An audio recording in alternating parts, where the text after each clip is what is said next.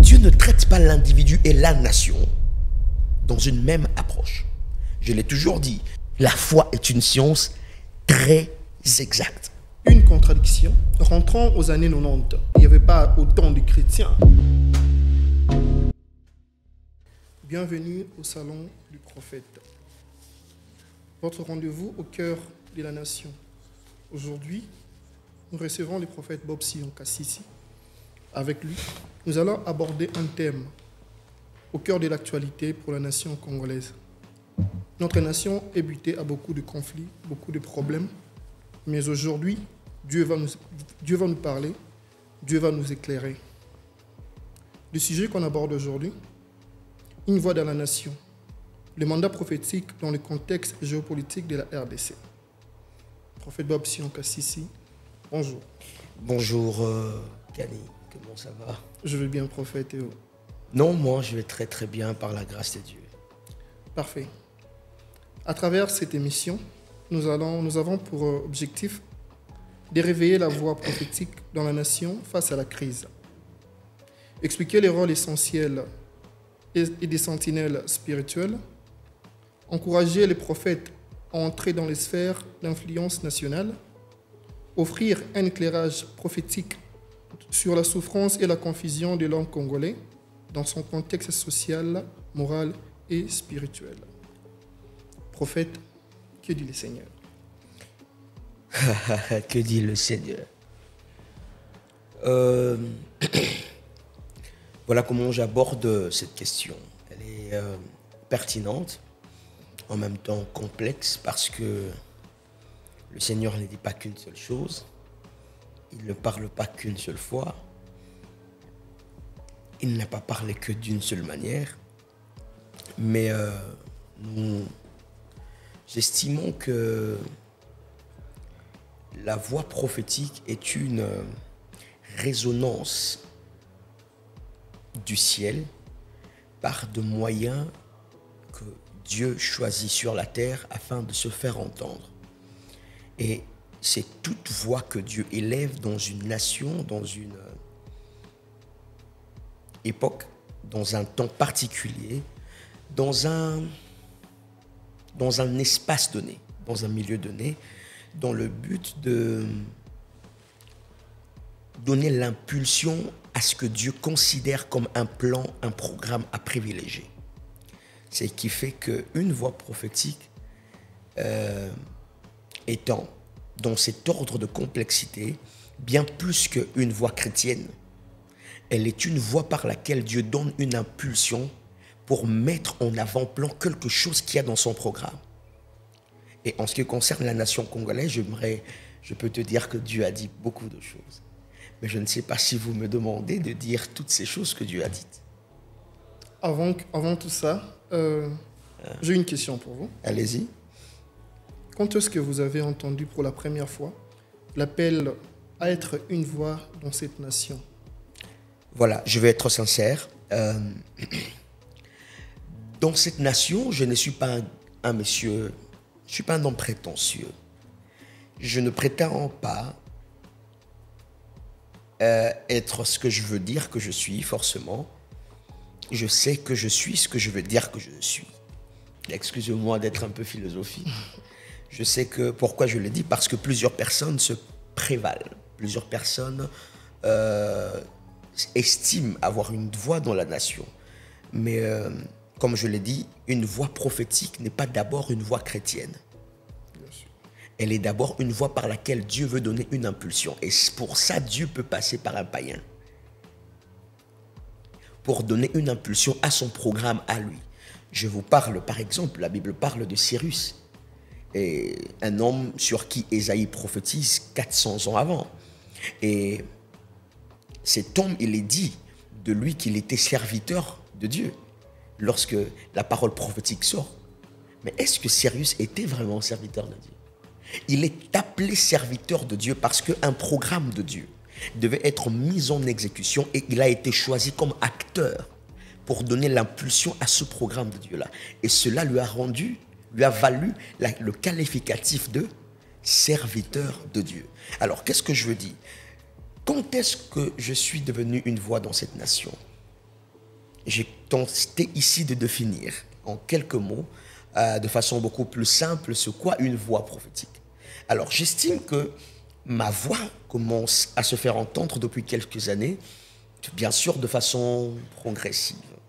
Alors, dans la nation, dans la jeunesse, dans l'Église, notre voix est en train de prendre son ascension et c'est Dieu qui conduit notre voix à se faire entendre dans divers milieux, dans divers secteurs et à toucher le chef de certains, de certains domaines. Et je ne sais pas vous répondre exactement quand est-ce que je suis une voix prophétique, mais je peux vous dire que depuis 2015, Dieu m'a dit qu'il fait de moi une voix prophétique. Ok, prophète Bob Sion Kassisi, une voix prophétique pour la RDC. Amen. Ah. Mais prophète, le pays habité à des problèmes sécuritaires. Et on a eu à voir beaucoup de prophètes qui ont parlé de la part du Seigneur. Malheureusement, on essaie de discerner qu'est-ce qui est vrai, qu'est-ce qui est faux.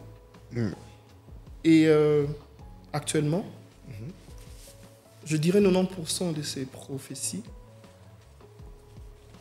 ne sont pas arrivées à se concrétiser, n'ont pas pu se concrétiser.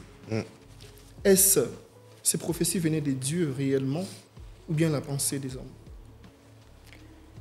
Voilà, une question encore un peu plus complexe, mais déjà, je ne suis pas le thermomètre de la véracité de toute la prophétie et de tout le prophète. Je ne m'estime pas en être le thermomètre. Je sais discerner, selon la grâce que Dieu a reçue de Dieu, ce que je trouve vrai, ce que je trouve faux et ce que je trouve ambigu. Et toutefois, il y a eu de prophéties. J'aurais quand même un peu la facilité de répondre à cette question si vous me donnez par exemple quelques prophéties qui ont été données et qui n'ont pas été réalisées.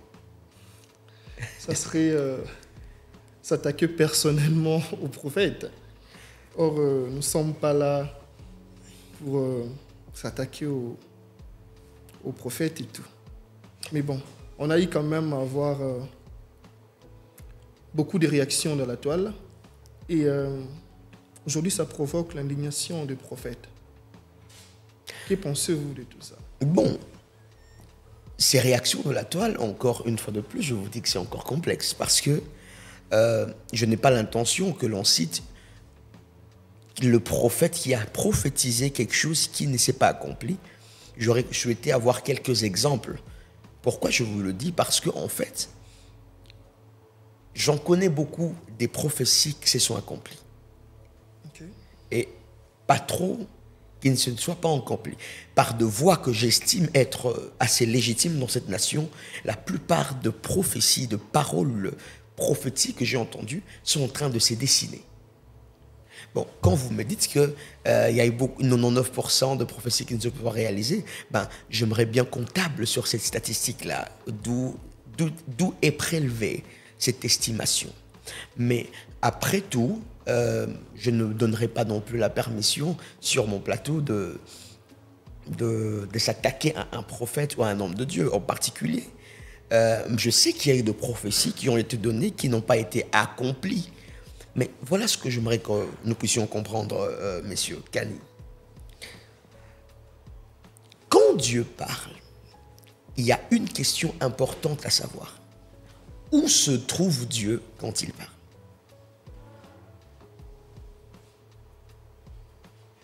Si vous avez l'intention que je vous explique, vous n'avez qu'à me demander. Bien sûr, c'est vous le prophète. Alors, où se trouve Dieu quand il vous parle? N'oubliez pas que le Dieu qui parle de la nation, ou le Dieu qui parle des individus, considère l'individu dans un agrégat, dans un format différent d'une nation. Vous savez, Dieu peut considérer une nation bonne alors que cette nation a aussi de mauvais individus. Quand Dieu dit qu'une nation elle est bonne, ça ne veut pas dire que toutes les personnes de cette nation sont bonnes. Ça veut dire que celui que Dieu voit comme le pont, comme l'image de cette nation est valise dans le plan de Dieu.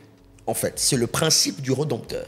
C'est le principe du Salvateur. Ça veut dire, Jésus-Christ nous a rendus bons, a fait de nous des bonnes, un peuple agréé par Dieu. Pas parce que nous sommes tous individuellement bons. C'est parce que Dieu lui voit bon. Et par la bonté que Dieu observe en Jésus, nous avons l'imputation. Cela nous a été attribué. Ok? Alors, il en est de même quand Dieu traite les questions de nation.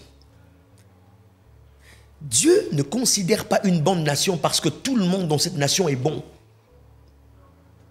Dieu considère une bonne nation quand celui qui est la voix, l'image, le portrait, l'échantillon que Dieu a prélevé est bon. Vous comprenez? C'est pour ça que dans chaque nation, il y a de chefs d'État, il y a de ministres, il y a de chefs de rue, il y a de chefs de parlement. Pourquoi il y a de chefs? Parce que le leadership est le premier témoignage de la qualité d'une nation. Vous comprenez? Alors, pour en venir à votre préoccupation, je pense aussi, c'est que Dieu ne traite pas l'individu et la nation dans une même approche. Je l'ai toujours dit, Dieu, Jésus sauve l'âme d'une personne. Ok? Par sa foi, au travers de sa parole. Mais le même Jésus sauve l'âme d'une nation par ses principes. Okay? Il ne suffit pas à une nation d'avoir la foi pour expérimenter un salut total dans tous ses secteurs. Non. Il faut que la nation comprenne qu'elle n'est pas un individu. Elle est une entité à part entière qui encadre, qui regorge des individus. Donc, l'âme d'une nation est sauvée par des principes directeurs du royaume de Dieu. Mais l'âme d'une personne est sauvée par la foi à la parole de Jésus-Christ ou à la personne de Jésus-Christ. La personne de Jésus touche l'homme. Les principes de Jésus touchent la nation. Vous comprenez? Ce qui fait que lorsque nous comprenons cela, on peut comprendre pourquoi est-ce qu'il ne faut pas être pressé de qualifier de prophétie fausse parce qu'elle n'a pas été accomplie ou vraie parce qu'elle a été accomplie. Est-ce que vous savez que la plupart de paroles prophétiques qui sortent et qui se réalisent, même les prophètes là, ils savent que ce n'est pas Dieu qui leur a dit ça. Il a juste dit quelque chose et puis boum, ça colle. Et qu'est-ce que les gens vont dire? Waouh, il a écouté Dieu. Non, pas forcément qu'il a écouté Dieu. Vous comprenez? Alors, il en est de même dans l'inverse aussi. Ça veut dire quoi? Quelqu'un peut venir avec une conviction d'avoir écouté Dieu sur un domaine et il apporte le message, mais le message n'arrive pas tel qu'il l'avait reçu.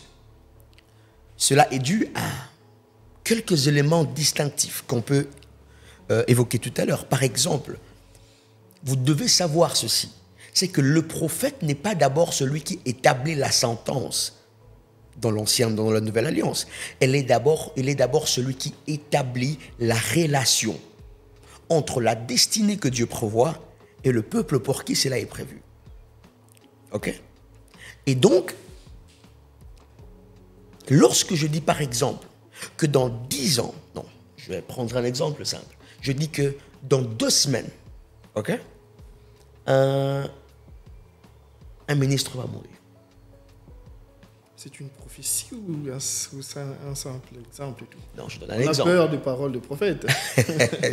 je donne simplement un exemple. Je dis, si je le dis, donc je donne un exemple, que dans 2 semaines, un ministre va mourir. Et que dans les 2 semaines, le ministre ne mourrait pas. Les gens verront que la prophétie n'est pas accomplie parce qu'il n'y a eu aucun ministre qui est mort. Mais très peu vont observer entre le temps où la prophétie est sortie et le jour avant la mort. Qu'est-ce que le ministre en fait? Qu'est-ce qui ne vous dit pas que le ministre peut être saisi et prier Dieu et Dieu ne peut pas lui faire grâce? Qu'est-ce qui vous dit que pendant ce temps-là, lui-même, le prophète qui a entendu Dieu le dire, ne peut pas aller vers Dieu dire non, je ne veux pas que lui meure? Vous comprenez? Alors, dans tout le sens, Dieu a déjà plus d'une fois changé sa parole parce que certains hommes ont intervenu. Je donne l'exemple de Ézéchias, un roi bien bon, qui craignait Dieu et qui a fait beaucoup de bien. Mais la Bible dit que Dieu envoie un prophète qui s'appelait Ésaïe. Et qu'est-ce que Dieu lui dit? Qu'il allait mourir. Bien sûr, il envoie un prophète. Et on parle là d'un prophète appelé majeur, déjà à partir du volume de ses écrits, mais aussi à partir de la longueur de son ministère et de l'impact au niveau de la nation. Et n'oublie pas que c'est un prophète messianique. C'est-à-dire c'est l'un de rares prophètes qui pouvait prophétiser sur une prophétie qui allait arriver dans 900 ans. En donnant les noms. Comment? Il pouvait prophétiser une prophétie qui arrivera dans 400 ans en donnant le nom d'un roi qui va exister après 4 siècles. On parle là d'un prophète avec qui il ne faut pas blaguer. Bien sûr. Et ces gens de prophètes, quand ils te parlent, tu sais que tu es soit condamné à mort, soit tu es pratiquement relevé si c'est une bonne prophétie. Mais imaginez-vous qu'il vient parler à un homme comme Ézéchias et à peine il sort, il annonce qu'il va mourir, qu'il se prépare, à peine il sort, Ézéchias commence à prier et la Bible dit, et Dieu dit au prophète, retourne. Comment? Pourquoi Dieu change de parole? Parce que Dieu sait que l'intercession est la zone des manipulations de réalités invisibles. Ok. Merci, prophète, pour cet éclaircissement. Voilà. Vous avez bien sûr entendu que toute prophétie qui s'accomplit ne vient pas forcément de Dieu, et toute prophétie qui ne s'accomplit pas ne vient pas forcément de Satan. Il faut savoir faire cet équilibre, c'est très important. Mais je peux ajouter quelque chose avant qu'on aille un peu plus loin. Bien sûr. Juste bien sûr. 3 secondes. C'est pour ça qu'il est demandé au prophète de développer cette capacité de reconnaître le temps de l'expression d'un message. Parce que vous savez, toutes les prophéties sur les nations ne sont pas de prophéties à donner à la nation. Certaines prophéties, c'est pour que l'Église entre en prière, pour la nation. Vous comprenez? Et certaines autres, c'est pour que, justement, prévenir au cas où. Et la sagesse de le transmettre, le temps de sa transmission joue un très, très grand rôle. C'est pour ça que lorsque Dieu nous parle sur la nation, je suis parmi les personnes à qui je reçois quand même pas mal de messages sur la nation. Mais très rarement, je le dis à la télévision, je le dis, voilà. Dieu m'a permis d'avoir accès quand même, progressivement, accès à des autorités. Quand je sens qu'un message me tient à l'esprit, je le dis à l'autorité. Vous comprenez ce que je veux dire? Bien sûr. Et donc, et là, on atteint directement la cible. Vous comprenez? Et aujourd'hui, on bascule dans une guerre. Ok? Dans une guerre, excusez-moi, je veux dire une guerre comparative. Ça veut dire qui dit les choses qui s'accomplissent le plus. Faites très attention, nous avons basculé dans une fausse théologie. De croire que parce que quelqu'un voit le futur, ce qu'il dit vient de Dieu. Soyez très, très, très sages. Certains ne voient pas le futur. Certains sondent l'avenir. Et le sondage est une activité spirituelle qui peut jouer ou qui peut faciliter la prédiction. Vous entrez plus en profondeur et Voilà. nous avons tendance à nous perdre. Allez, c'était le petit point que je voulais apporter. Mais prophète, selon vous, quelle est la lecture prophétique du chaos actuel en RDC? Qu'est-ce que vous appelez chaos? En RDC, particulièrement à Kinshasa, nous avons ces problèmes de banditisme urbain, notamment le Kuluna, le braquage à main armée. Actuellement, c'est un fléau qui ravagent la population congolaise, en particulièrement les Quinois. Bon, ok. Pour ne parler que de ça, qu'est-ce que je fais comme lecture? Oui, lecture prophétique en fait. 4 choses. À chaque fois que, par exemple, le banditisme prend de l'envol, prend de la hauteur, ça veut dire quelque chose. Ça veut dire que il y a un abandon de responsabilité. Pas d'abord au niveau de l'État, mais au niveau de la famille. L'État n'éduque pas les enfants. L'État organise l'éducation que donne la famille. Ok. Il faut que nous soyons assez réfléchis dans certaines choses. De 0 à 5 ans, l'enfant est entre les mains de ses parents. Ok? De 5 ans à quel âge? 18 ans. Disons, non, 20, disons de 22 5 ans à non. L'école.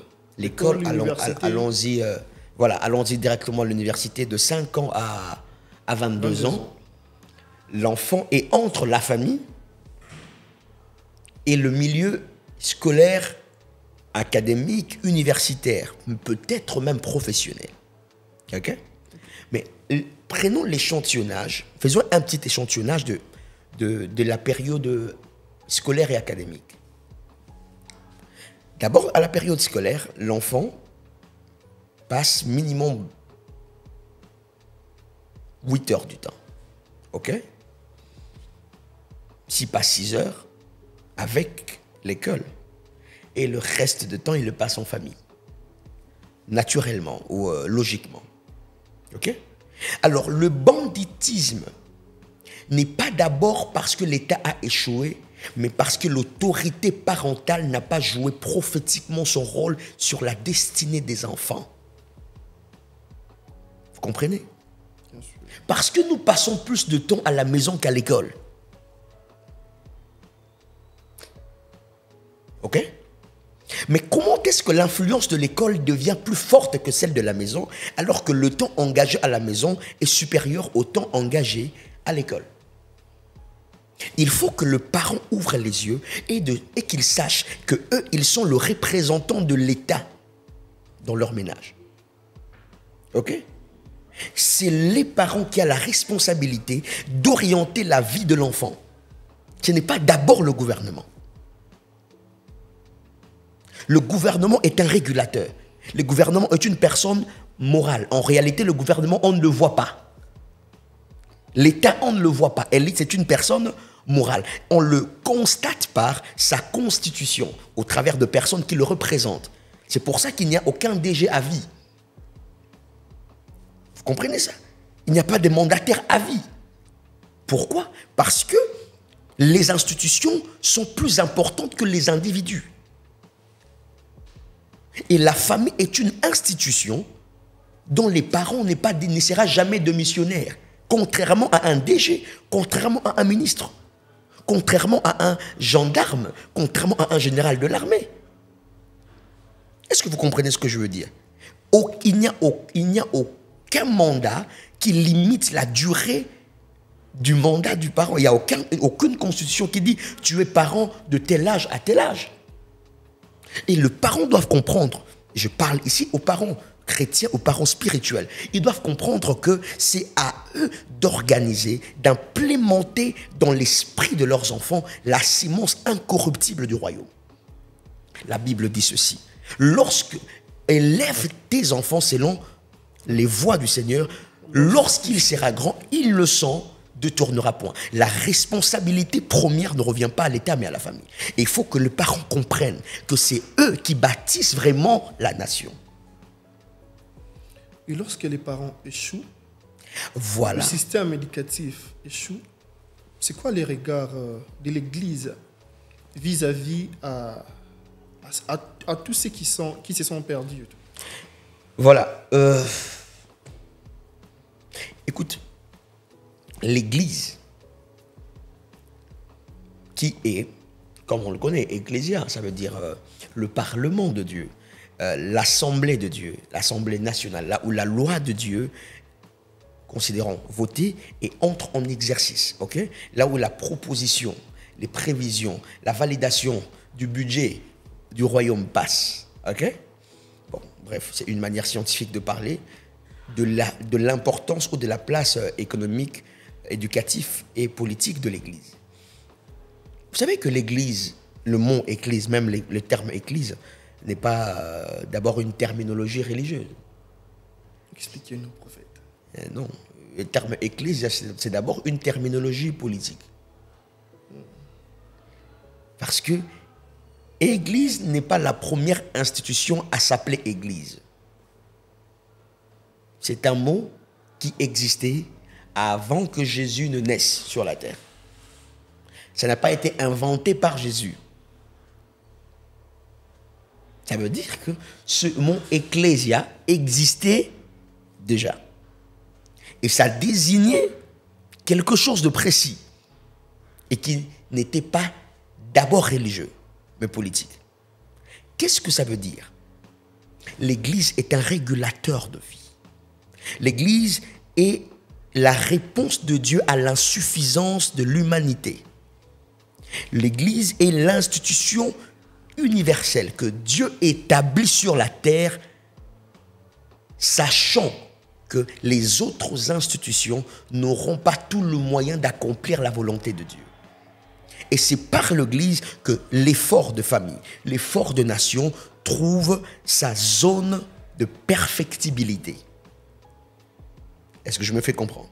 C'est pour ça, mon frère, que tu dois savoir que l'Église joue justement un grand rôle là où la famille échoue, là où la famille le système manque, là où le système échoue. L'Église a la responsabilité d'apporter un système plus fort que ce qui a échoué.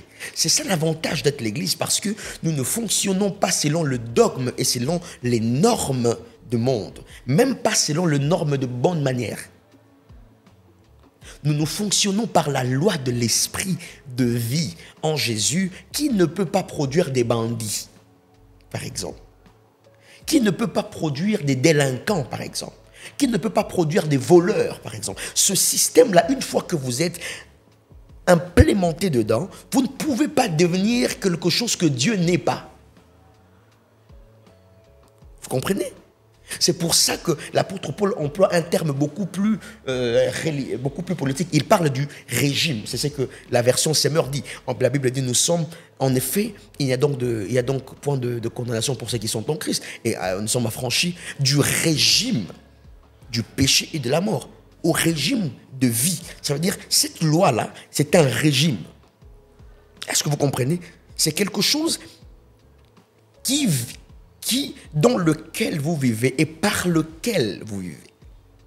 Donc, j'aimerais que nous puissions comprendre ceci. L'Église est le réparateur des insuffisances de l'État et des familles. Et ce qui rend l'Église apte à le faire, ce n'est pas d'abord le moyen intellectuel, c'est la puissance de Dieu. C'est pour ça que j'aimerais, permets-moi d'être un peu disparate, mais de gagner le temps, pour ne pas me perdre. Écoutez, l'Église, ce n'est pas la pancarte. L'Église, c'est le pouvoir. Le disait un ancêtre, un père, un patriarche dans le réveil des nations, qui s'appelle archevêque Idaosa. L'Église, ce n'est pas la couleur de peinture. L'Église, c'est le pouvoir.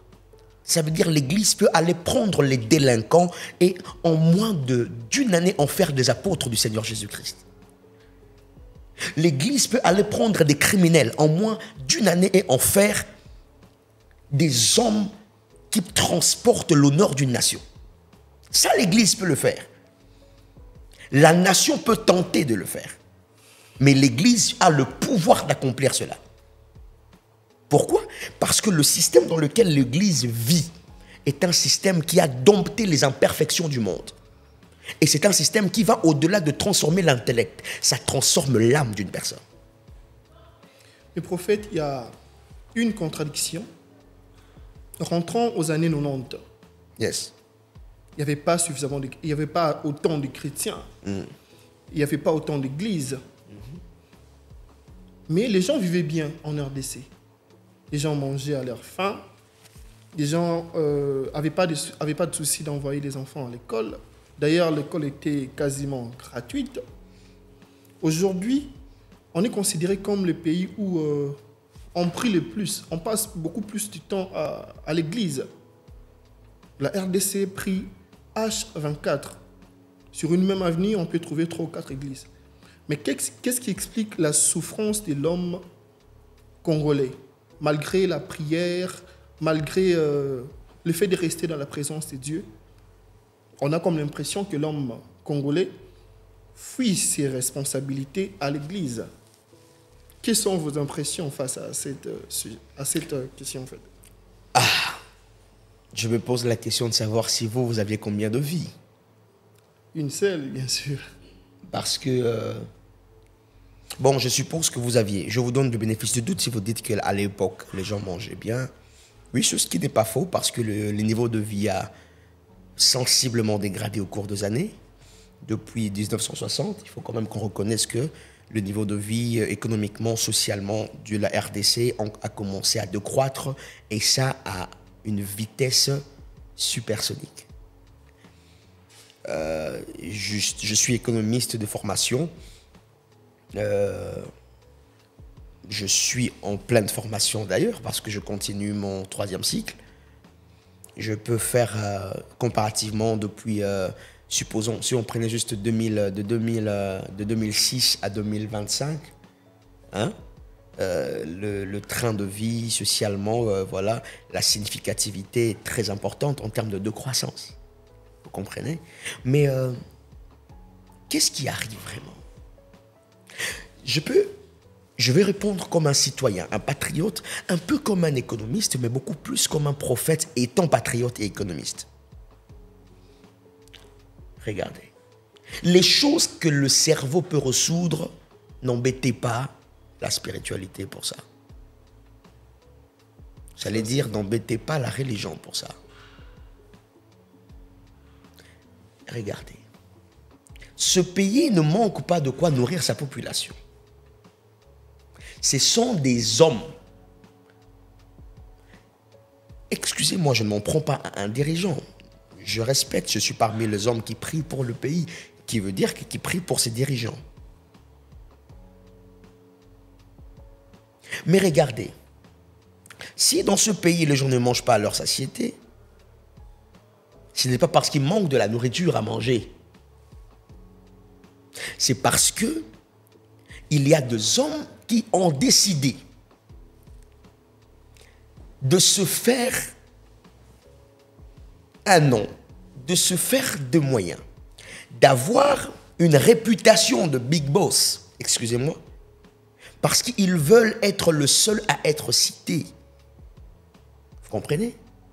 Je vais parler, par exemple, du drame de la corruption dans ce pays. Je parlais du drame du capitalisme exagéré.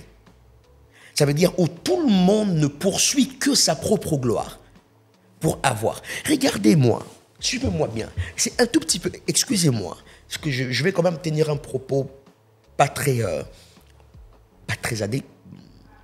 bon au chef dirigeant. Mais c'est un peu stupide. Je prends le risque de le dire. De voir des personnes qui veulent s'enrichir, alors qu'ils savent que tout l'argent qu'ils sont en train de se faire, des millions et des millions qu'ils sont en train de se faire, la plupart ne savent même pas où le loger. Et conséquence, c'est qu'ils vont mettre de l'argent en Europe, dans des banques européennes, pour qu'en fin de compte, qu'on leur bloque après contrôle et que ces pays en bénéficient.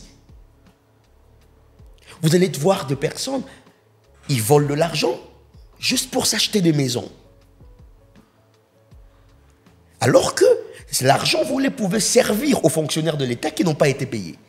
Ça pouvait servir à nos militaires, à nos braves militaires qui n'ont peut-être, qui vivent, qui servent véritablement sur le champ l'état que plusieurs dans leur bureau.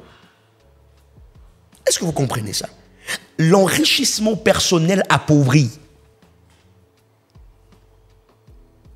Je peux répéter ça? Et ça, c'est un message que j'aimerais passer à la nation congolaise. L'enrichissement personnel exagéré appauvrit. Parce que l'économie est faite pour circuler, pour s'organiser en termes de redistribution. Tout ce qui ne se redistribue pas, qui se stocke excessivement, se perd. Je vais expliquer ça avec des termes plus simples. Comme je vous ai dit, quelque chose qui peut être résolu par le cerveau, il ne faut pas embêter la religion pour ça. Pour que les gens mangent, pour que les gens vivent bien, il faut qu'on réfléchisse très bien. Il faut qu'on prenne des mesures rigoureuses pour se dire, il y a ça, il y a ça, il n'y a pas ça, il n'y a pas ça. Et vous savez, plus on devient intègre, plus on donne l'opportunité aux riches de devenir riches et aux pauvres de devenir riches. L'intégrité ne diminue pas le pouvoir d'acquisition de la richesse. L'honnêteté ne diminue pas le pouvoir de l'augmentation de son capital. Au contraire, le capitalisme excessif est cause des plus grandes crises dans le monde. Est-ce que vous comprenez ce que je suis en train de dire? Les gens qui ne travaillent que pour leur intérêt personnel, c'est eux le vrai facteur, le vrai cause des grandes crises dans les nations. C'est pour ça que j'aimerais dire que la réponse à ce que vous venez de me demander, la toute première réponse s'appelle le sens du patriotisme. Le patriotisme recherche le bien de tous, tout en étant lui-même, soi-même bien. Le patriotisme n'est pas la recherche de son propre bonheur. C'est la recherche du bonheur de l'ensemble, de la prospérité de l'ensemble. Vous comprenez? Tu seras peut-être choqué dans cette nation à des gens qui nous suivent. Vous allez voir quelqu'un se dire, ok, moi je cherche 2 millions de dollars. Il dit quoi? Il cherche combien? 2 millions. 2 millions de dollars. Vous embarquez dans une affaire. Lui, il a dit quoi? Il cherchait combien? 2 millions. Vous embarquez dans une affaire qui devait produire 3 millions ou 2 500 000. Alors celui qui avait plus d'apport, et son investissement devait lui apporter 2 millions, n'est-ce pas? Mais il y a eu des gens qui ont mis de l'intelligence, de l'effort et tout. Vous savez, voilà, on connaît tous comment ça marche. Et pouf, ça produit 10 millions. Lui, au départ, a dit qu'il avait besoin de combien? 2 millions. De 2 millions. C'est-à-dire à son investissement, à son capital, il se disait, si j'ai 2 millions, j'ai suffisamment récolté. Alors, par bonne gestion, par bon travail, et pouf, l'affaire produit 10 millions. La même personne qui avait dit que je n'ai besoin que de 2 millions, refuse de donner même 10 000 à de personnes qui ont travaillé avec lui et veut garder le 10 millions pour lui-même. Qu'est-ce que ça veut dire? Tu recherches 2 millions. Quand tu as 10 millions, on n'a pas dit que tu dois gagner 2 millions, tu peux gagner même 10 millions. Mais pourquoi il a même du mal à donner à l'autre 1 million alors que lui il restera avec 6 millions? Son problème, ce n'est pas gagner 6 millions. Son problème, c'est que l'autre ne gagne pas 1 million.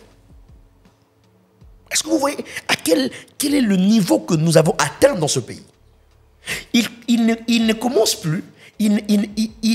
La méchanceté, le sens de pauvreté profond, parce que les gens qui vivent comme ça sont pauvres dans leur esprit. Ce sens de pauvreté spirituelle lui pousse à ne plus apprécier le 4 autres millions qu'il a ajouté sur le bénéfice qu'il avait prévu. Mais il commence à poursuivre le 1 million que l'autre devrait gagner. Il oublie même que l'écart qui lui sépare de l'autre, c'est 5 millions de dollars. Mais le 1 million de l'autre lui fait plus mal que le 6 millions que lui a gagné. Ça, c'est le pays dans lequel nous vivons. Et pour ça, il faut de vrais patriotes. Et j'aimerais oser le dire à toutes les personnes qui entendent le son de ma voix. Si vous êtes patriote, vous avez un bon cœur, vous voulez servir la nation et vous sentez que vous êtes toujours la victime, élevez le niveau de votre spiritualité. Parce que ce pays où, sur le plan national, on ne sert pas au plus bon. On sert à celui qui est dans plus de droits. Et le droit s'impose par la capacité d'imposer sa lumière au milieu des esprits, au milieu des invisibles. Et fortifiez-vous dans le Seigneur et par sa grâce toute puissante. Ce verset ne veut pas dire comme on le fait à l'église, je vais dire ça en lingala. Ce verset n'a rien à voir. Ce verset veut dire frottez-vous à la puissance de Dieu que personne ne peut contenir, pour que quand vous allez aller auprès des hommes, que vous ne soyez plus contenu par les hommes. Une très belle interprétation. Yeah. La Bible n'est pas un livre romantique, mon frère. La Bible est un livre à qui le Dieu qui gère tous les esprits s'adresse aux hommes. Maintenant, imaginez-vous que si Dieu vous dit une telle parole, vous voulez le comprendre comme si Dieu écrivait un roman? Non, c'est une parole dangereuse. Quand Dieu dit fortifiez-vous, mais attendez, vous puisez la force dans la force du Tout-Puissant. Et pour être contrôlé par des gens qui ont peu de puissance. C'est une contradiction. Prophète, aujourd'hui l'Église est accusée de s'enrichir et de ne pas être un levier pour l'économie de ce pays. Je m'explique. L'Église n'investit pas. L'Église ne crée pas d'emploi.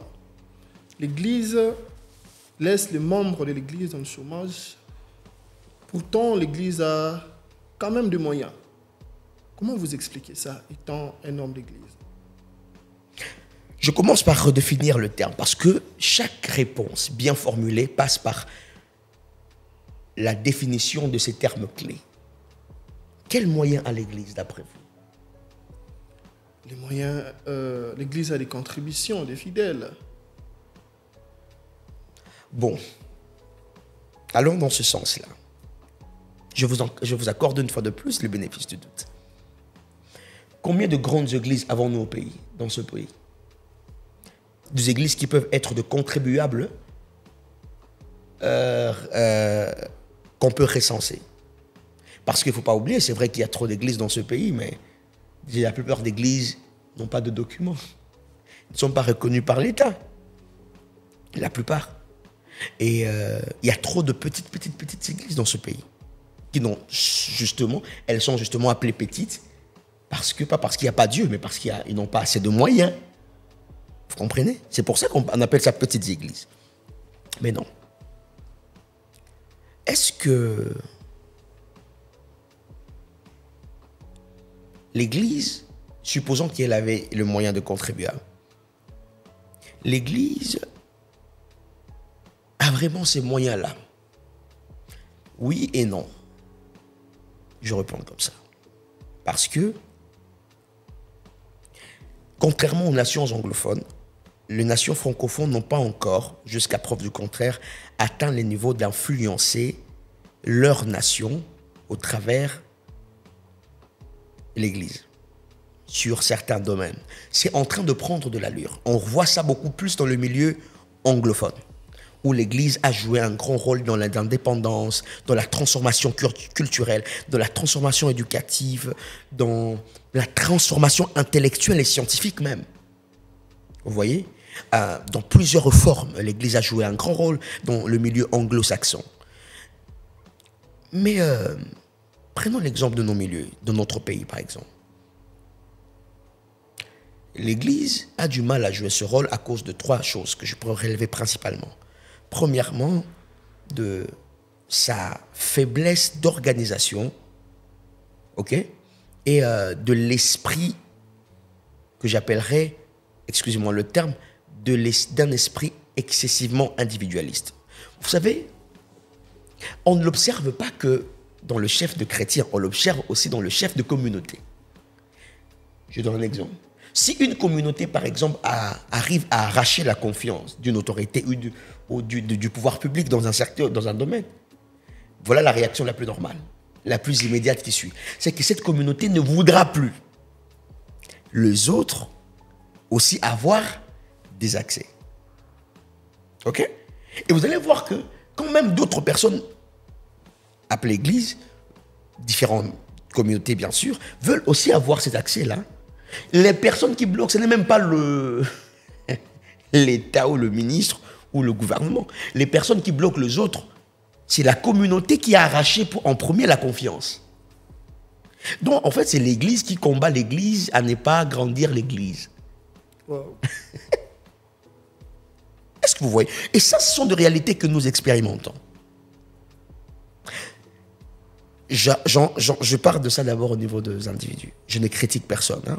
Croyez-moi, en parlant de ça, il ne s'agit pas des personnes fixes comme ça. Non, je ne suis pas comme ça. Mais on le regarde même au niveau entre nos serviteurs de Dieu. Ok? Si tu n'es pas de telle église et que les personnes qui sont majoritaires là-bas sont de telle église, ils vont tout faire pour que toi, de l'autre église, que tu n'entres pas. Est-ce que vous comprenez le niveau que certains ont atteint? Aujourd'hui, il y a des accès qu'on n'obtient plus par compétence, ni par mérite, mais parce que tu es membre de l'église X ou parce que tu es le petit du pasteur X ou Y. Je ne critique pas. Je veux dire que cela est un peu bon, mais aussi très, très viral en même temps. Très vicieux en même temps. Pourquoi? Parce que ce n'est pas tout celui qui est dans votre maison qui est mieux que celui qui est dans la maison du voisin. En fait, nous allons quand même avancer. Changer de cap. Ouais. J'ai une question très sensible. Allez-y. Prophète, aujourd'hui, est-ce qu'on peut dire que la RDC est vraiment indépendante?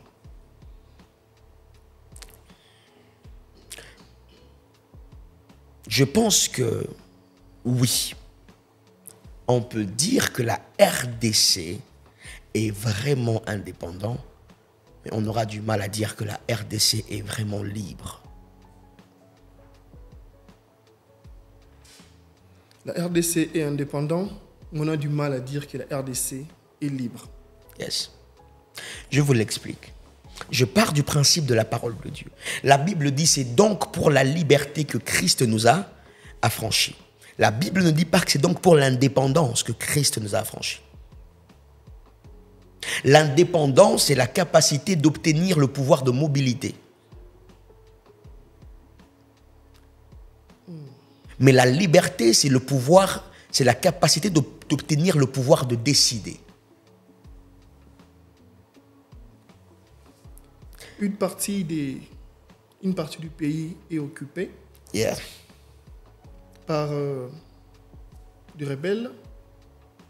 Une partie de notre pays n'est plus sous contrôle du gouvernement. Où est la voix prophétique là-dessus? La voix prophétique, elle est là. Elle s'exprime à 2 degrés différents. C'est comme, pour revenir rebondir à la précédente pour aller à la suivante question. Comme je dis, j'estime que la RDC est indépendante. Mais je n'estime pas que la RDC est totalement libre. La preuve, c'est que nous sommes envahis à l'est du pays. Nous sommes un État indépendant, mais dont la liberté est restreinte. Parce que, si on devrait prendre l'option ou le point de vue politique, une nation étrangère peut se lever et entrer chez nous, prendre nos terres en alliance avec le fils de nos terres et espérant que la paix revienne en RDC. Écoutez-moi. L'arme du voisin ne ramène pas la paix dans ta maison.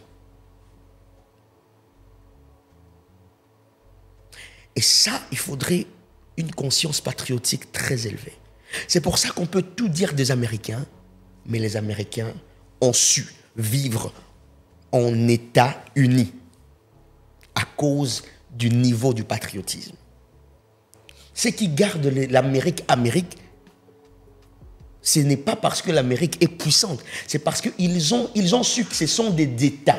C'est-à-dire, l'Amérique, c'est un pays des pays. Alors, vivant dans cette complexité-là, comment on peut rester un pays tout en étant des pays? Un gouverneur aux États-Unis, c'est pratiquement un président de la République. Vous comprenez? Mais non, comment gérer quelqu'un qui a le pouvoir de se développer seul et le garder dans la communauté? C'est en mettant dans son esprit un esprit patriotique élevé, tellement qu'il ne sait plus voir son pays sans l'autre. C'est pour ça que les États-Unis sont puissants. Mais ici au Congo, on pense que prendre les armes, c'est être patriote.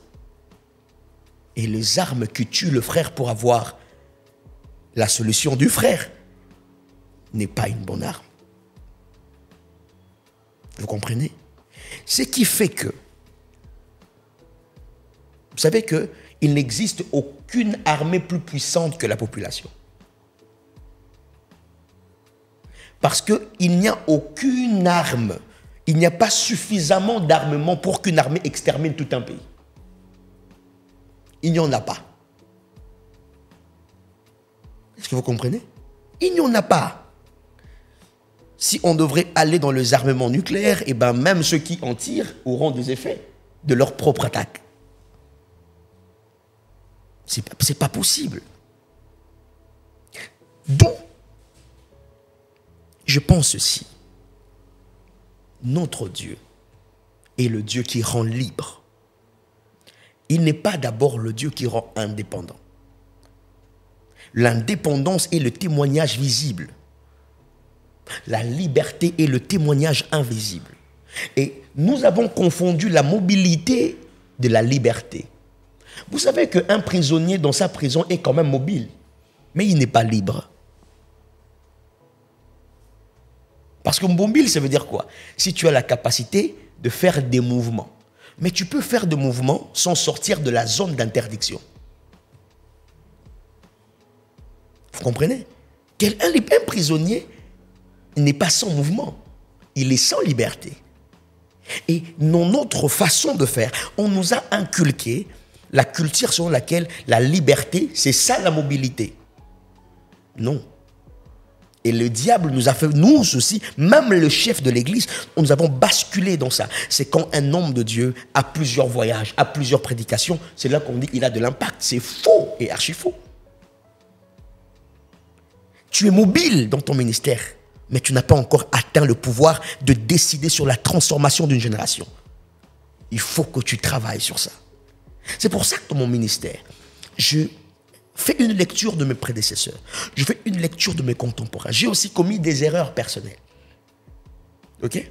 Et je rassemble tout ça. Je fais même une lecture de ceux qui sont contemporains à moi. Voir comment ils font, pardon. Et je me dis, il ne faut pas basculer dans le piège de devenir trop mobile, mais de perdre sa liberté.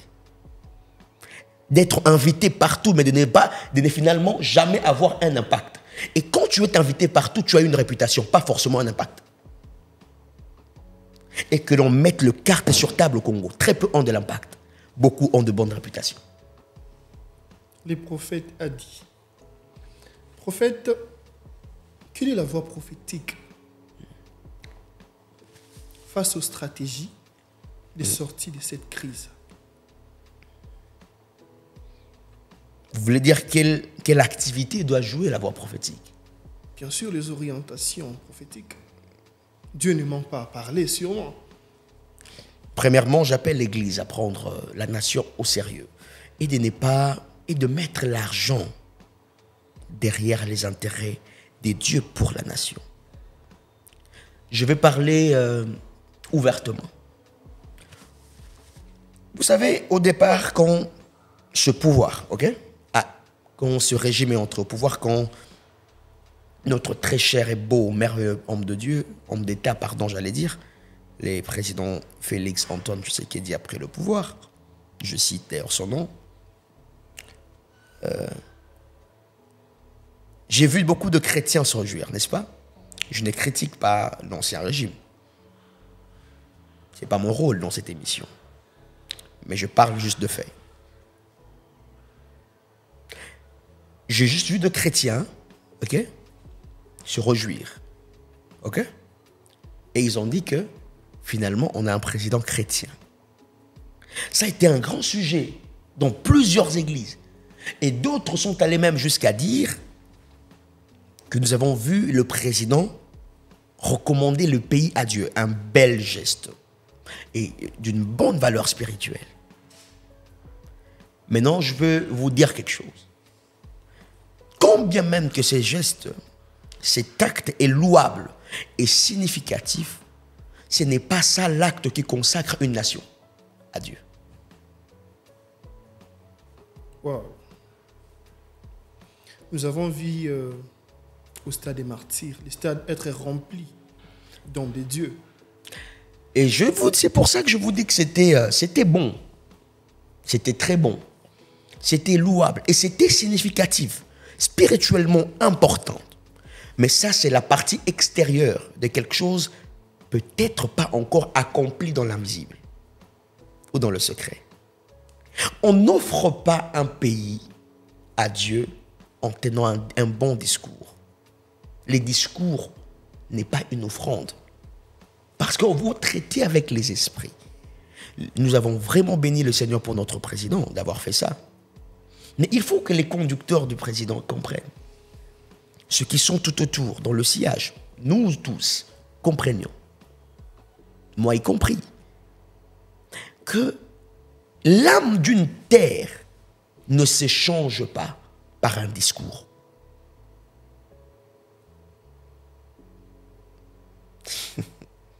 Ce n'est pas en disant ça que le pays change ou que le pays appartient à Dieu. Pas du tout. Un autre exemple, je ne vais pas aller en détail, sinon ça va devenir des interprétations politiques. Pas aujourd'hui. Une autre étape, un autre élément. Lorsque les gens se réjouissent d'être appelés République chrétienne, j'ai même vu un prophète qui m'a appelé lorsque le merveilleux, notre cher président est devenu président, il m'avait dit, tu vois, j'avais prophétisé que la RDC deviendra la République chrétienne du Congo. Oh, ça c'est le signe. Écoutez, la religion du chef d'État n'est pas la religion d'État. Nous sommes toujours un pays laïque, oui. Nous restons laïcs, alors très laïcs. Et d'ailleurs, les chrétiens qui disent que nous serons devenus quoi? République chrétienne. Ils sont de chrétiens dits de réveil, n'est-ce pas? Oui. C'est la partie la plus minoritaire en termes de nombre.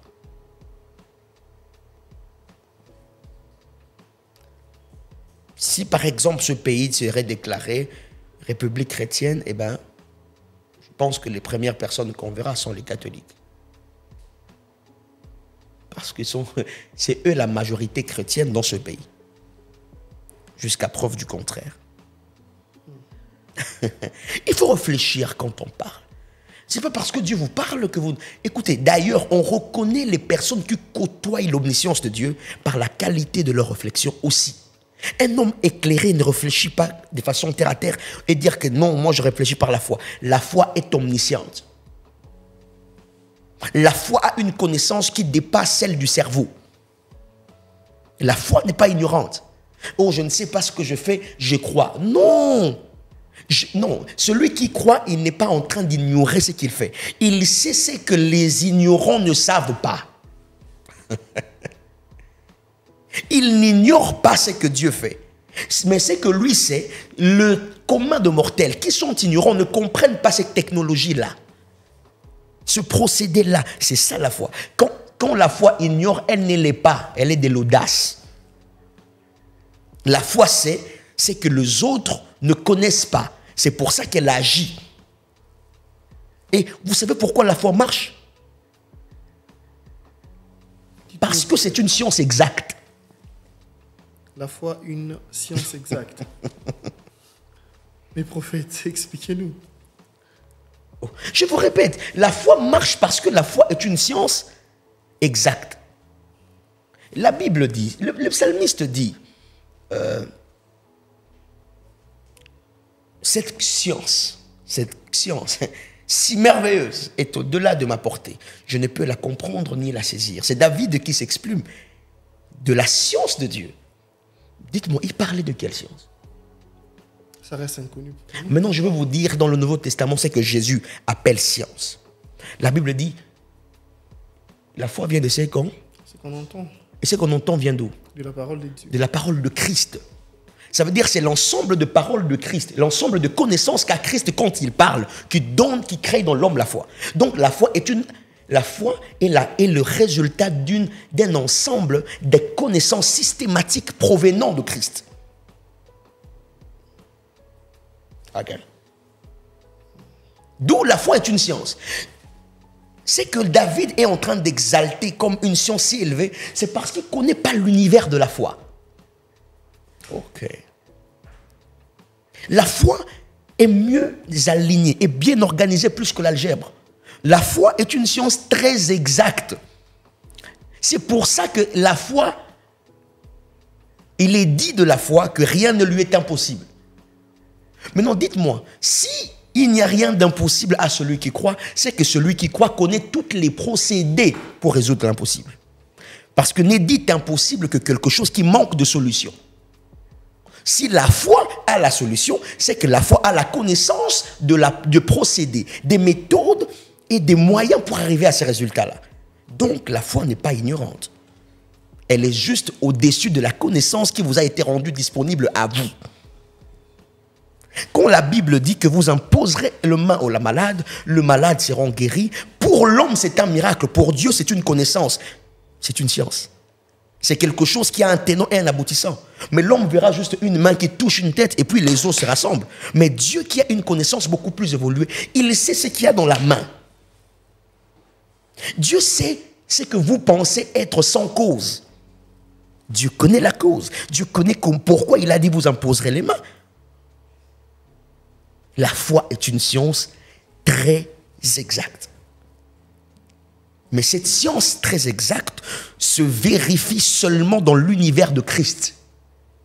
Ça veut dire, c'est pour ceux qui sont en Christ que se vérifient les faisabilités de cette connaissance et le moyen de transporter le pouvoir et la puissance de cette connaissance.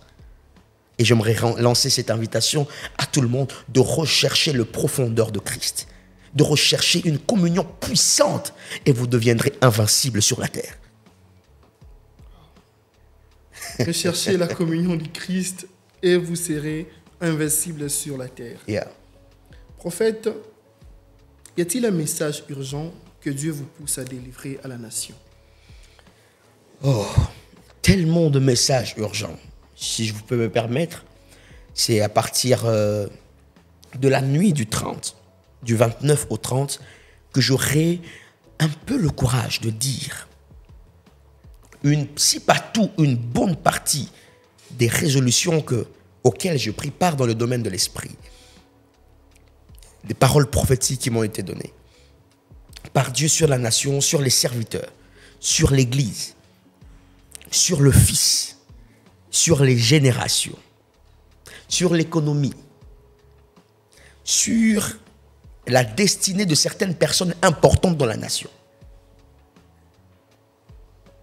J'aurai le courage de le dire, je ne pense pas en avoir suffisamment aujourd'hui, mais si je peux dire une chose aujourd'hui, parmi les choses que Dieu m'a dites, Dieu m'a dit ceci: il y a de mouvements et de changements brusques qui vont s'opérer dans la nation.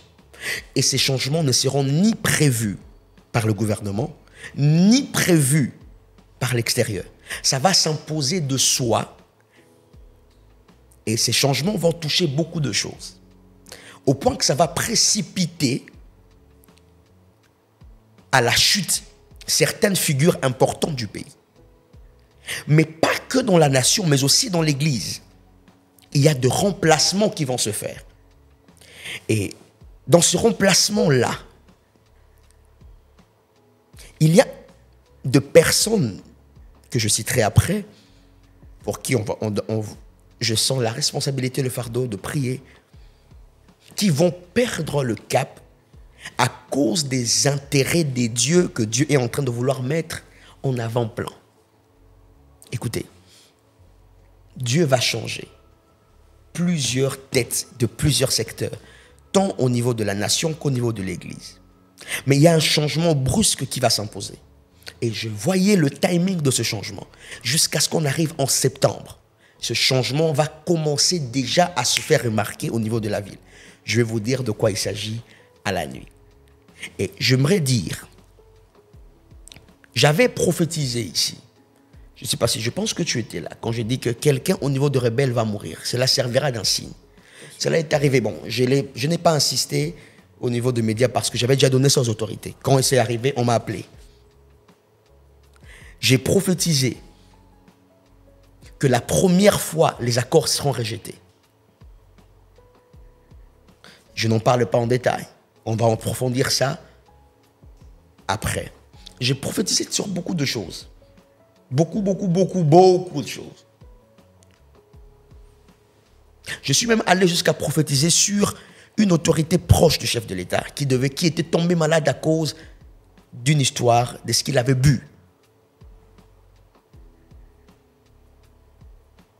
Ça aussi, je savais que c'est parmi le signe de Dieu pour la nation. Et toutes ces choses, j'aimerais que ça soit dans un contexte solennel. Bientôt, au salon du prophète, nous allons avoir des séances pour vulgariser le prophétie nationale et internationale. On ne viendra que pour discuter, d'abord annoncer et expliquer les choses par rapport aux paroles prophétiques que Dieu va nous donner.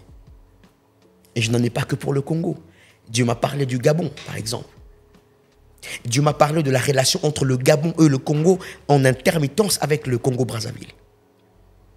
Dieu m'a même cité de noms de personnes qui vont jouer de rôles basculateurs, mais d'autres de rôles qui peuvent relever. Et toutes ces choses, j'aimerais que tous, comme une seule nation, viennent à ce grand programme, si vous me permettez de l'annoncer directement, la nuit prophétique de l'indépendance, qui se tiendra du 29 au 30 juin 2025, de 21h à l'aube, à l'espace polyvalent Le Grand Village. Situé dans la commune de Matete, le quartier Kongé, c'est une population très active et très nombreuse. Nous serons là très nombreux. Alors venons tous avec le drapeau de la RDC. Nous serons habillés comment? En blanc-blanc. Hein? En blanc-blanc. Nous serons tous en blanc-blanc et avec le drapeau de la RDC. Et Dieu va nous parler. Et Dieu va parler aux serviteurs de Dieu. Dieu va parler aux familles. Parce que j'avais commencé par dire que l'avenir d'une nation est miroité par la qualité des familles qui composent cette nation. Si les cellules sont infectées, le corps est entièrement malade. Bien, le prophète a dit, toutes ces prophéties dont le prophète a parlé, si vous voulez le voir, vous voulez l'écouter, allez sur la page Facebook Bob Sion Kassisi et la page YouTube, la chaîne YouTube, disons, Bob Sion Kassisi. Vous allez passer en revue toutes les prophéties. Ça existe encore. Ça existe encore, ce ne sont pas des mythos. Prophète, nous commençons déjà à atterrir. Nous allons vous demander de libérer une déclaration prophétique sur la nation congolaise.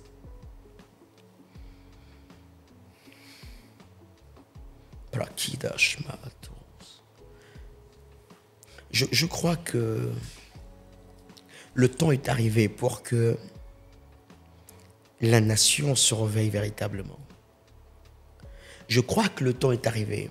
C'est d'ailleurs ça le sens même du thème que nous allons exploiter la nuit, l'émergence des apôtres et des prophètes. Quand je parle de cette émergence, il ne s'agit pas des apôtres comme des apôtres d'église et des prophètes d'église. Il s'agit de l'élévation d'une classe prophétique et apostolique en termes de fonctionnement pour remplir une fonction. Et cela peut être rempli en tant que fonction. Et dans cet ordre de fonctionnement, cela peut être rempli par des familles, par des mamans au foyer, des mères, de mamans de foyer, de femmes de ménage, des directeurs d'entreprise, de directeurs à la fonction publique, au ministère de Finances, au ministère de Budget, des entrepreneurs, de médecins, des avocats, des ingénieurs, de scientifiques. On peut élever une classe apostolique et prophétique. Le pays est en guerre. Mais regardez comment la plupart des Congolais vivent. Comme si nous sommes en paix. Vous savez pourquoi? Parce que l'onction apostolique et prophétique, la classe apostolique et prophétique n'a pas encore atteint son degré d'expression et d'impact dans une nation. Vous comprenez? Normalement, dans des pays, dans des situations comme celle-ci, d'autres pays, vous n'allez plus voir trop des bars. Les gens meurent à l'Est. Les gens sont morts à l'Est. Nos richesses sont en train d'être pillées. Et ça, de façon incontrôlée. Mais vous allez voir des gens faire la fête tout le temps. Comme s'il n'y avait pas de guerre. Notre pays est en guerre. Et pour ce, il faut qu'une classe naisse. La classe de personnes qui suppriment le plaisir pour voir le pays sortir de la fosse. La classe de personnes qui suppriment les dérisoires pour voir le pays retrouver sa liberté, sa lumière et son ascension. Et ça, c'est ce qu'on appelle la classe prophétique et apostolique. La classe de pays où on s'est dit nos familles ne peuvent pas vivre dans cet état. Il faut que quelqu'un se lève. Il faut que quelqu'un soit le moyen par lequel les autres vont être retirés, même de force dans la boue. Aucun sachet ne démonte qu'on le lève de la rue. Il faut des appareils pour ça. Vous comprenez? Aucune saleté ne demande par elle-même qu'on la retire du boulevard. Ok? Le monde abruti et le système du diable détruit la population, détruit le pays. Il faut que les caterpillars de Dieu, les dents de Dieu viennent de gré ou de force reprendre la saleté et aller mettre ça dans les poubelles. Et que la nation soit assainie.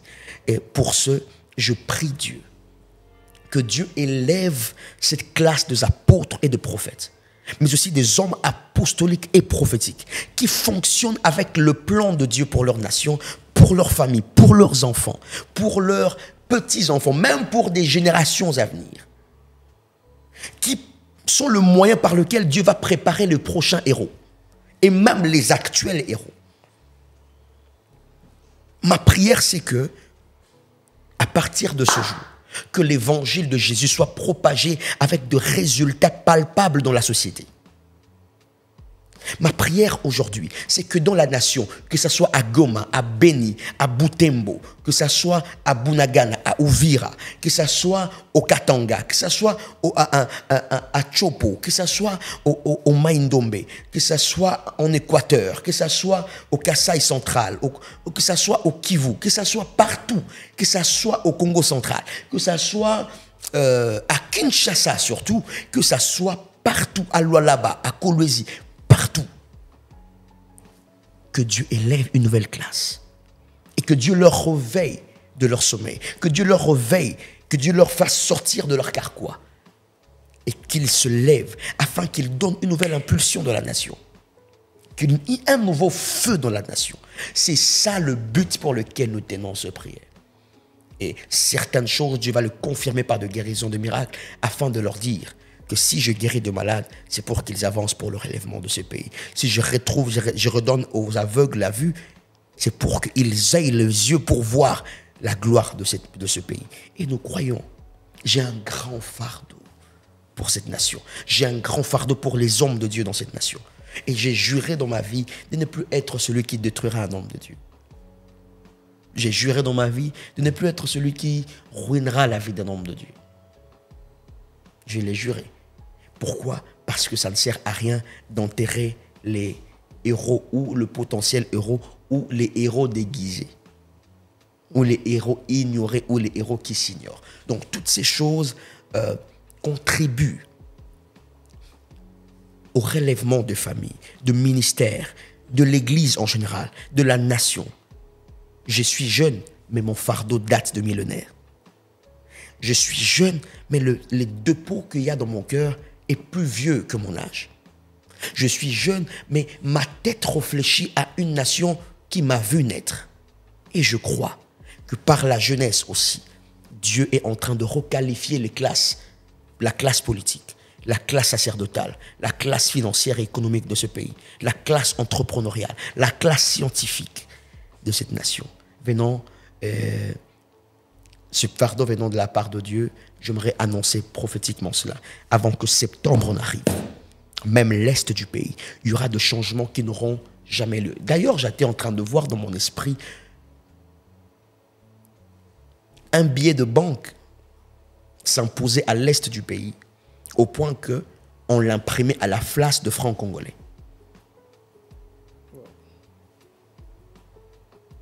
Et Dieu m'avait dit que ce projet-là va brûler. Et ça va être décliné par une autre crise qui va envahir l'Est. Et retenez ce que je vais dire tout à l'heure. En dehors du Congo, 2 nations entreront en guerre à l'Est du pays. Et ça sera l'une des voies de la paix de ce pays. 2 nations en dehors du Congo entreront en guerre à l'Est du pays. Là, nous sommes en train déjà d'imaginer la carte de l'Afrique. Oui. Et soyez-en sûrs, Dieu a un programme pour ce pays. Dieu a un programme pour ce pays. Et à tous ceux qui me suivent, ne vous voyez pas jeune. Dans la parole de Dieu, il y a eu un roi à l'âge de 8 ans. Tant que le sang est destiné à la royauté, votre âge ne compte plus. Je répète, tant que le sang que vous portez est destiné à la royauté, votre âge ne compte plus. C'est pour ça qu'à cette veillée, je vais prier pour de jeunes. Je vais prier avec de jeunes aussi. Tous ceux qui sont jeunes, des mamans, venez très nombreux de parents. Et j'aimerais inviter particulièrement de jeunes prophètes, des jeunes entrepreneurs, de jeunes qui veulent avoir des grands impacts dans la nation. Venez très nombreux. Le Dieu de la Bible va requalifier plusieurs pour une destinée glorieuse. Et cette nation aura une nouvelle couverture. Amen. Cette nation aura une nouvelle couverture, une nouvelle couleur qui va s'imposer dans cette nation. Et les chaos qui est prémédité n'arrivera pas si on obéit aux instructions que Dieu va donner. On en parle à la nuit. On en parlera la nuit. Le message est lancé. On a l'activité le 29 juin, de 21h à l'aube. Venez nombreux, nous vous invitons. Nous sommes dans la commune de Matete, au quartier Kwenge, l'espace polyvalent Grand Village. Nous sommes juste en diagonale de l'église Bima, à côté de l'église ACK. L'arrêt, les Bambino. Venez très nombreux, peuple de Dieu. Nous vous attendons.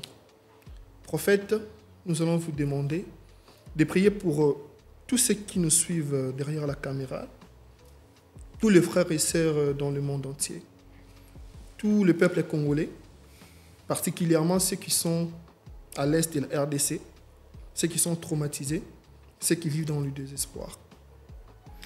Ok.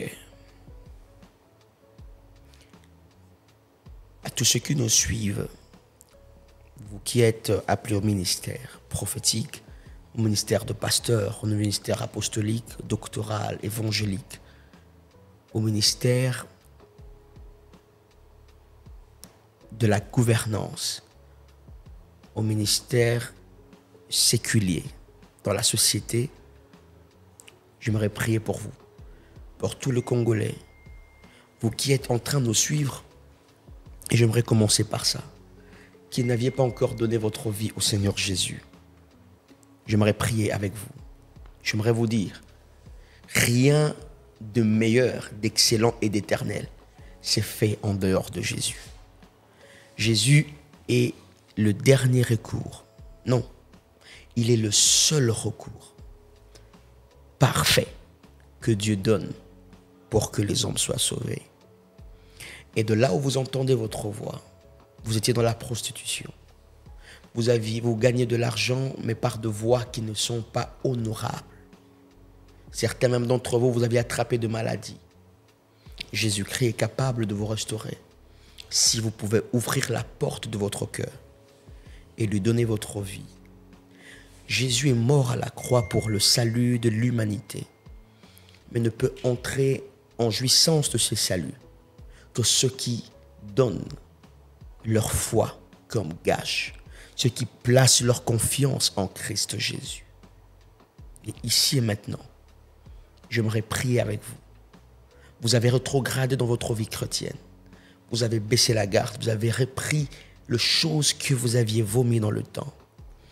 Jésus-Christ est capable de vous relever, de relever votre ministère, de relever votre esprit, de relever votre corps, de vous guérir de toute forme de maladie, que ce soit le cancer, que ce soit le sida, que ce soit la tuberculose, que ce soit le cirrhose de foie, que ce soit le problème congénital. Jésus est capable de le guérir par la puissance de son esprit. À l'instant où je pars, j'aimerais prier avec vous. Vous voulez donner votre vie à Jésus. Faites avec moi cette prière. Père de grâce, je viens auprès de toi. Je reconnais que j'étais pécheur. Je reconnais que j'ai conduit ma vie seul. Mais maintenant, je compris et je n'endurcis plus mon cœur. Je crois en ton Fils Jésus-Christ, mon Sauveur et mon Seigneur personnel. Celui qui est mort et ressuscité après 3 jours, qui est sorti vainqueur en triomphant sur le péché, la mort et la croix ainsi que le diable.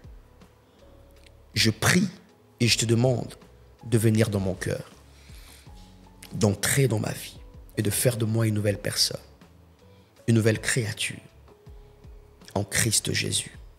Je vais devenir quelqu'un de nouveau et vivre en nouveauté de vie. Aide-moi, donne-moi la victoire sur le péché. Donne-moi la victoire sur le monde. Établis-moi dans la victoire sur le diable et ses acolytes et le ténèbre. Je te remercie. Donne-moi ton Saint-Esprit afin que je marche dans la victoire et dans l'efficacité, dans le pouvoir d'obéir à ta parole et de manifester ta vie, ton cœur, ton caractère et ta puissance. Je m'abandonne à toi et je sais et je crois que je suis désormais enfant de Dieu. Au nom de Jésus. Amen. Maintenant, j'aimerais prier pour tous au nom puissant de Jésus-Christ de Nazareth. I pray now. Je prie maintenant pour mes frères et sœurs, pour cette nation, pour ceux qui nous suivent à l'est du pays. Seigneur, il est écrit, l'Éternel a dit, j'ai entendu les douleurs, les cris de mon peuple et j'ai vu leur souffrance et je suis descendu pour leur délivrer. Seigneur, exactement comme au temps de Moïse et en parfait avec Jésus, notre Seigneur Jésus. Entends le cri de nos frères, entends le cri de cette nation. Entends le cri de nos frères et sœurs à l'est du pays. Ceux qui saignent, ceux qui vivent dans la peur, ceux qui ont perdu leurs enfants, leurs femmes, leur foyer, leurs biens, leur travail. Descends, apporte un changement. Apporte un changement. Élève ta voix et provoque de changements observables et remarquables. Apporte la délivrance. Apporte la guérison. Au nom de Jésus. Ramène la paix, Seigneur. Et restaure l'est de mon pays. Restaure sa population. Au nom de Jésus-Christ. Je prophétise que tous les ministères qui me suivent reçoivent un nouvel impact, une nouvelle grâce, une nouvelle portée de destinée. Un nouveau flambeau, une nouvelle flamme. Et la gloire de Dieu,